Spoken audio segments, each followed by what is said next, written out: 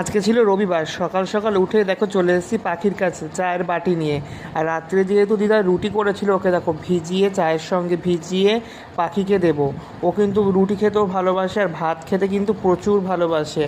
দুপুরবেলা কিন্তু ওকে রোজ ভাত দেওয়া হয়। ওই দেখো কামড়ে কামড়ে দেখছিল, একটু গরম ছিল বলে ও একটু সরে গেল, তারপর আমি ওর বাটিতে দিয়ে দিলাম। চলে আসলাম 2 নম্বর বাড়িতে। এসে দেখো ঠাকুরকে কিন্তু পুজো দিয়ে দিয়েছি। আর আজকে কিন্তু দাদু দিদা বাড়িতে ছিল না, তাই আমি আজকে ওই 1 নম্বর বাড়িতে যাইনি, 2 নম্বর বাড়িতেই আছি। তারপরে কিছুক্ষণ দেখলাম, বাইরে এসে দেখি নীল আকাশ আর কালো মেঘ একসঙ্গে এত সুন্দর লাগছে, মেঘগুলো পেঁজা তুলোর মতন। আর আজকে যেহেতু রবিবার ছিল, তাই বাড়িতে রান্না হয়েছে চিকেন। রবিবারে চিকেন আর মাছ না হলে রবিবারে দুপুরটা জমেই না। তারপরে চলে আসলাম আবার 1 নম্বর বাড়িতে।